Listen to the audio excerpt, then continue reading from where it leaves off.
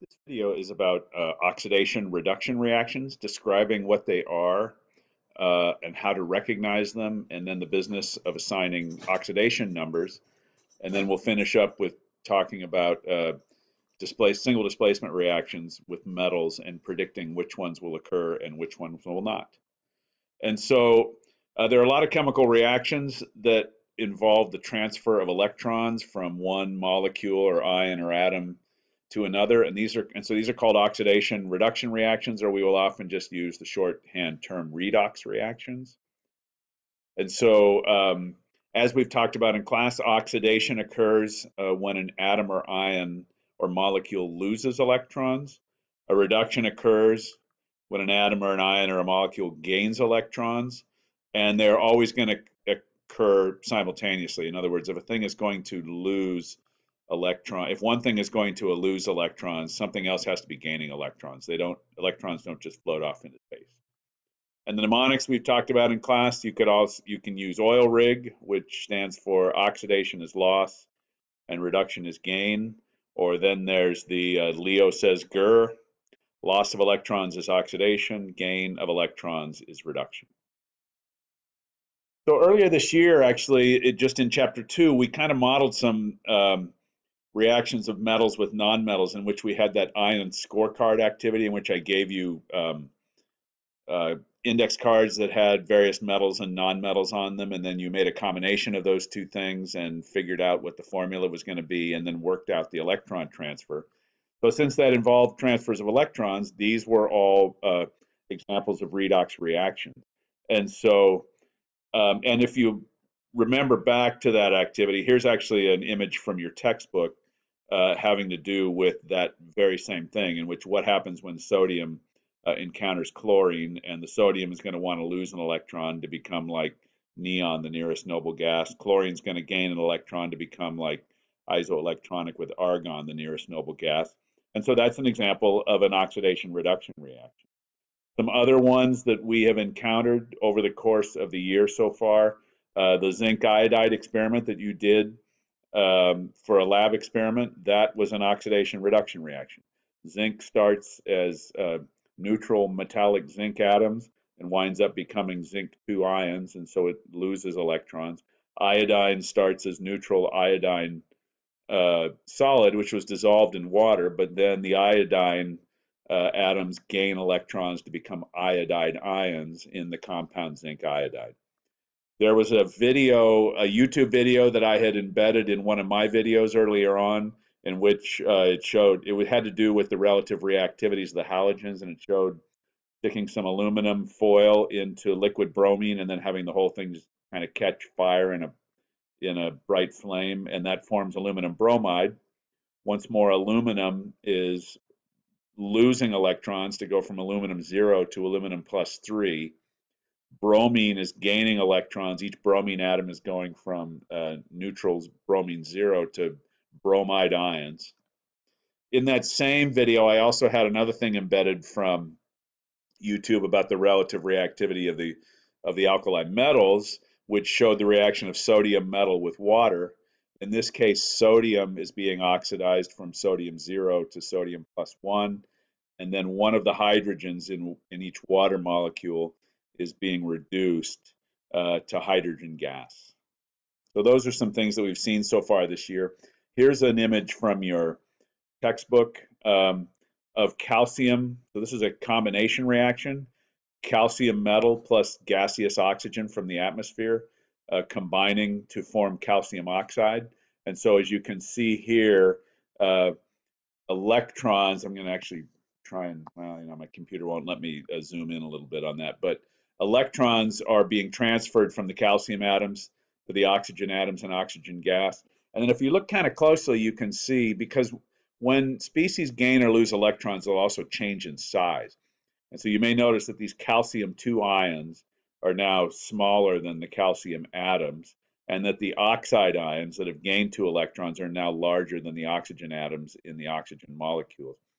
If you just did this out in the open air at room temperature, what you would get would be just a coating of calcium oxide on top of a piece of calcium metal. If you were to actually put this like in a crucible and heat it really hot, it would just keep burning until you just got a complete ash of calcium oxide. Here, I think because these are all basically taking the same shape as the shavings you started with, I think what this actually is just calcium metal with calcium oxide, with just a layer of calcium oxide on the surface. So, how do we know when a redox reaction is occurring? Some of them we can just kind of look at and see. A reaction of a metal with a nonmetal and a combination reaction like that. I guess if you think about it, and if you've seen enough of them often enough, you can kind of work out that electrons are being transferred there.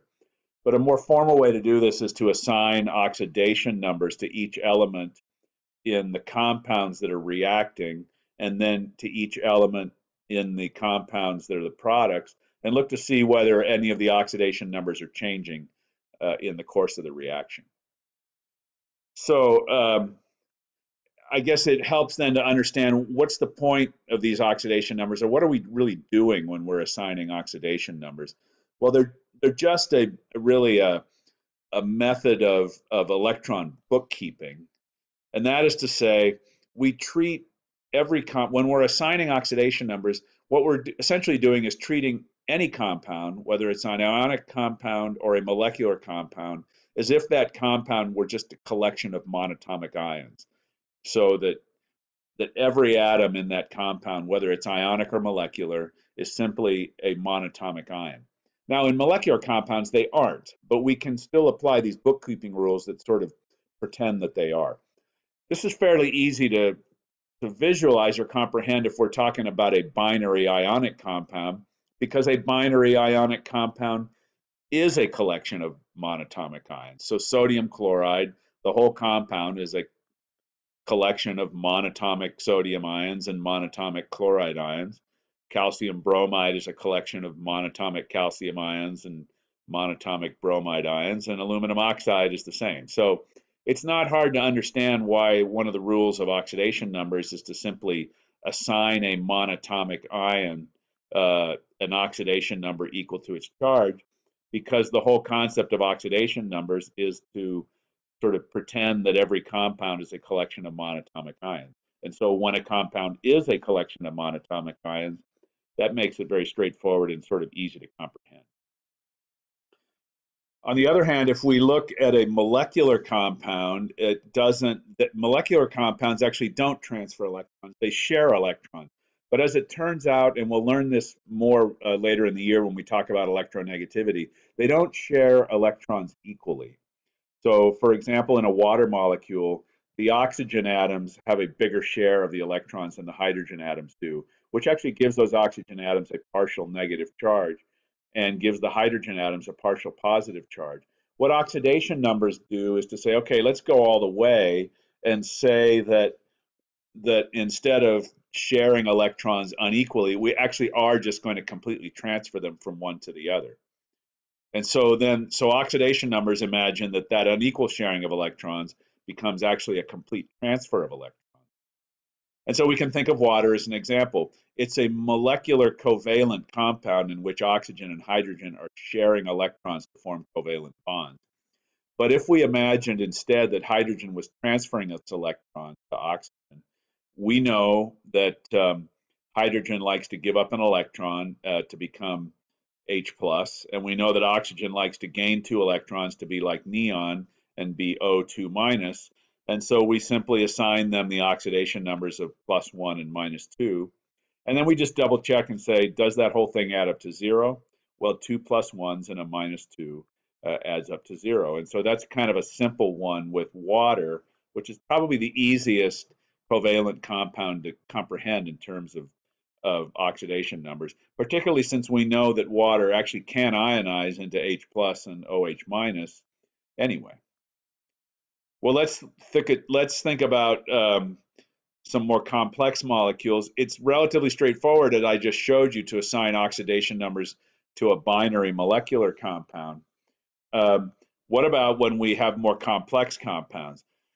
Well, when that occurs, then we're going to start applying in a sort of orderly fashion this hierarchical set of rules, and that would allow us to assign oxidation numbers to all the atoms in a compound like perchloric acid or glucose or calcium carbonate. And so I'm actually not going to do these specific compounds, and so you might just want to pause for a second and write these down, and then when the video is over, you can sit down and sort of work them out for yourself. But we will go on and talk about some applying these rules to other compounds in reactions. So we'll take these rules kind of two at a time. The first rule, first two rules, and we talked about this in class the other day when we were going over this, is elements in their elemental form.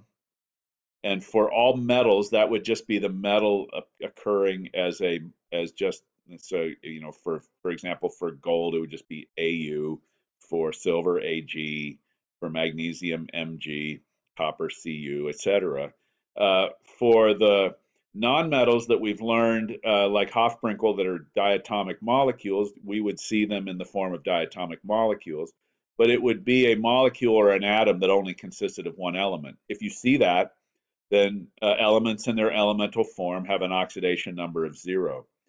The other rule I was just talking about is the fact that monatomic ions have an oxidation number that are equal to their charge. And so let's try applying those two rules to a couple of reactions. The first one would be the thing that we saw a couple slides ago, which is the reaction of calcium with oxygen to give calcium oxide. And then we'll talk about the one that we talked about in class, which is the combustion of methane to give carbon dioxide and water. And so let's apply those two rules to these two reactions. There are things here that are elements in their elemental form. That would be the calcium and the oxygen that are reactants in the top reaction, and then the oxygen that's a reactant in the bottom reaction. And so we can assign oxidation numbers of 0 to those three species. Then we'll look and ask ourselves, are there any monatomic ions in either of these equations? Well, there are not any monatomic ions in the combustion reaction, but the products of the calcium oxide reaction are monatomic ions, calcium and oxygen.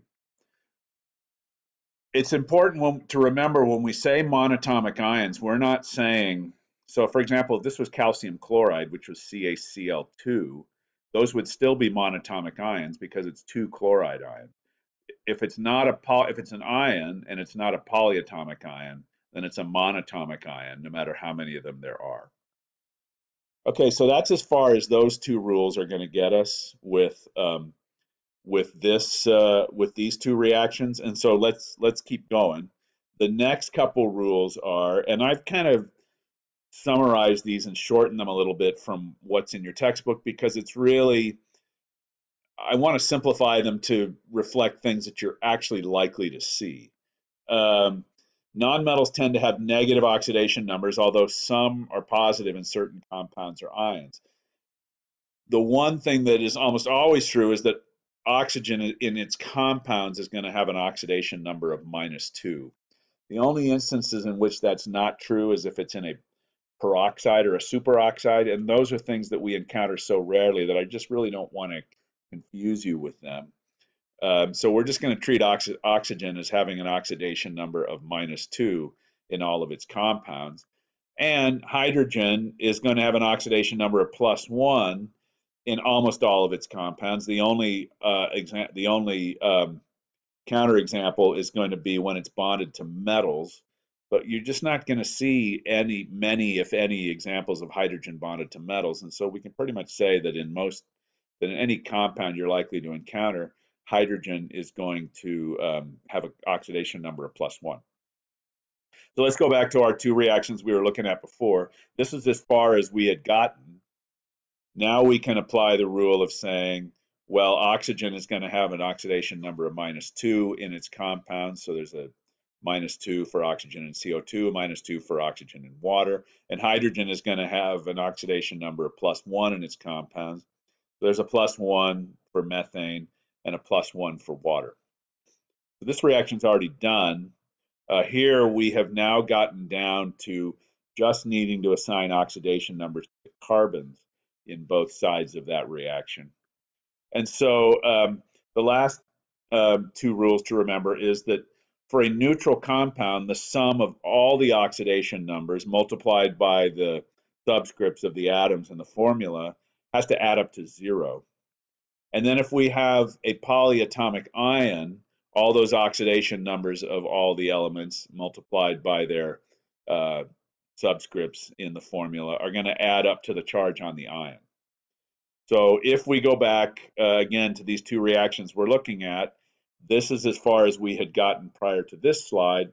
We now have to assign oxidation numbers to carbon in methane and carbon dioxide. Well, in methane, and I did this on the board in class, it's going to be X plus 4 times positive 1 is equal to 0. This is a neutral compound, so they all have to add up to 0. There are 4 hydrogens. X plus positive 4 equals 0. Therefore, X is equal to negative 4. In carbon dioxide, I've got 2 oxides, each of which has a minus 2.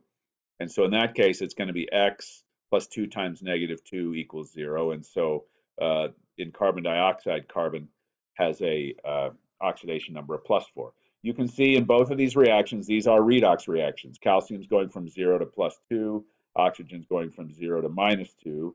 Here, the oxidation number of hydrogen is not changing in this reaction, but carbon is going from minus 4 to plus 4, and oxygen's going from 0 to minus 2.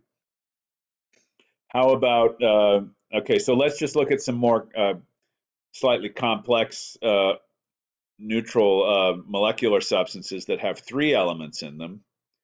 And so we'll look at sulfuric acid and we'll look at formic acid. I haven't written this. I've written this in a formula that doesn't have an H out front to tell you it's an acid, but I did it this way on purpose because it makes it easier to assign oxidation numbers. So we're going to, so if we just kind of go back and think about this hierarchically, are there any elements here that are occurring in their elemental state? There are not. These are both just compounds. Are there any monatomic ions here? There are not. These are both neutral molecular substances. And so now we can go on to the next thing, which is to give a plus 1 to the hydrogens in these compounds and a minus 2 to the oxygens in these compounds. And so we'll go ahead and do that. Now we need to work out, we still have remaining to work out the oxidation numbers of sulfur in sulfuric acid and carbon in formic acid. So for sulfur, it's going to be 2 times plus 1 because there are 2 hydrogen ions, plus X, which is the sulfur we're looking for, plus 4 times negative 2 is equal to 0. And we solve that for X, we get X is equal to plus 6. And so the oxidation number for sulfur and sulfuric acid is plus 6. For formic acid, it's going to be X plus 2 hydrogens, 2 times positive 1, plus 2 oxygens, 2 times negative 2 is equal to 0. And so in this case, X comes out to positive 2. And so the oxidation number for carbon in formic acid is positive 2. It's probably useful to stop at this point and just say many elements have a single oxidation state. So for example, all of the alkali metals and alkaline earth metals are going to have always going to, when they are not 0 in their elemental state, all the alkali metals are going to be plus 1. All the alkaline earth metals are going to be plus 2. Oxygen is almost always going to be minus 2, and hydrogen is almost always going to be plus 1. The elements whose oxidation numbers can vary rather widely are first going to be the transition metals, which we've already talked about, that can have various oxidation numbers, and you would tend to work those out just by looking at the formula of the compound, of the ionic compound. But there are some nonmetals that will have variable oxidation numbers, and those tend to be things like sulfur, nitrogen, carbon, phosphorus, and the halogens, chlorine, bromine, and iodine. Fluorine is always going to have an oxidation number of minus 2 in its compound. Let's go back to this idea of something we haven't talked about in class, is that a polyatomic ion, the sum of the oxidation numbers are always going to be equal to the charge on the ion. And so let's look at perchlorate and nitrate. And so in each case, we can start out by assigning a negative 2 to the oxygen in that polyatomic ion. Now we set up the algebra is that X, which is the chlorine we'd like to know, plus 4 times negative 2, which is the oxygen, is not equal to 0, it's equal to -1, which is the charge on the ion, and therefore X, the oxidation number for chlorine in that polyatomic ion is +7. And when you do the math to just double check your answer, you can say it's a +7 plus 4 times -2. It's 7 minus 8 equals -1. That checks out. For nitrate, we can again assign -2 to oxygen. Now we do the algebra X, which is nitrogen, plus 3 times -2 equals -1. Therefore, the oxidation number for nitrogen and nitrate is +5. Again, we can check this. A +5 plus 3 times -2, 5 minus 6 equals -1. Let's just go on now. Oh, here's something to watch out for, something that I have noticed and observed in giving problems to students in the past, and that is sometimes monatomic ions will get, particularly monatomic ions in a net ionic equation, will get confused with elements. And so here's the net ionic equation for the oxidation of zinc with hydrogen. So it's 2H plus zinc metal gives hydrogen gas plus zinc 2 ions. Well, it is fairly straightforward to look at the zinc and say that's metallic zinc, so it's got an oxidation number of 0. That's hydrogen, H2, one of our Hofbrinkels, and so it's got an oxidation number of 0. But then sometimes students will look at that hydrogen and say, well, that hydrogen's by itself, and so it must be a 0, and that zinc is by itself, so that must be a 0. These are monatomic ions. These are not elements. And remember, this is a net ionic equation. I could write the whole equation out in which there is some counter ion, in this case chloride. So the way you would actually do this would be to drop zinc metal into hydrochloric acid and see hydrogen gas bubble out. And then what you'd be left with would be a solution of zinc chloride. But because the chlorides are spectator ions, we tend to leave them out. And going forward, you're going to see a lot of net ionic equations in which spectator ions have been removed. And so it's important to realize these are not elements. These are monatomic ions. And so the hydrogen here has an oxidation number of +1, and the zinc has an oxidation number of +2.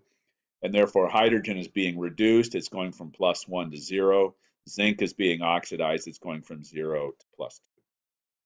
Okay, now let's talk about displacement reactions. It's sort of the partner swapping reaction. We've talked about it before. It's generally going to be an element plus a compound gives you a compound plus an element. And so in this case, if we look at what's being done here, you're putting magnesium metal into hydrochloric acid. So hydrogen comes with chlorine, zinc comes by itself, hydrogen leaves by itself. Magnesium, I said zinc earlier, magnesium. Okay, let me start that over. Hydrogen comes with chlorine, magnesium comes by itself.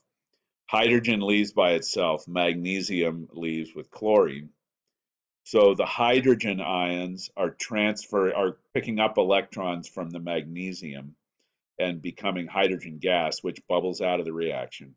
The magnesium metal is forming magnesium cations, which then diffuse away from the metal surface and become magnesium chloride in solution. Here's one that I actually was demonstrating in class, which was dropping some copper wire into a solution of silver nitrate. If you saw this the next day, you would have seen these little whiskers of silver growing on the copper. What's happening there? The silver atoms are taking electrons from the copper atoms and plating out on the copper, and you can see this in the reaction is occurring. The copper metal those atoms are giving electrons to the silver ions, and they become copper 2 ions and diffuse into solution to form copper nitrate. So this is copper nitrate. I'm sorry, copper in silver nitrate gives copper nitrate plus silver, and you can see that the silver is now actually plating out on the copper.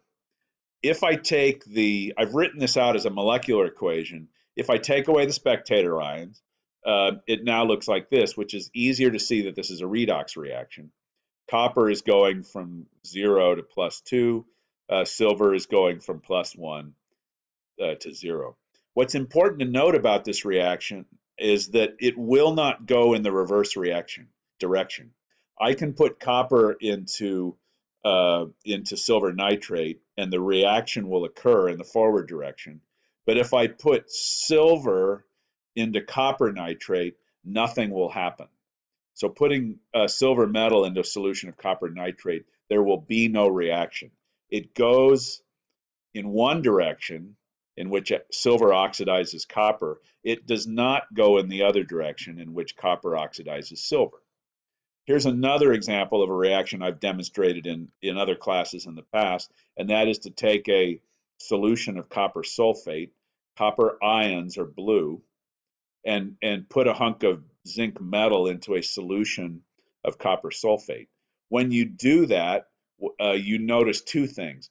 First, copper atoms start plating out on the surface of the zinc, and eventually all the zinc just dissolves away.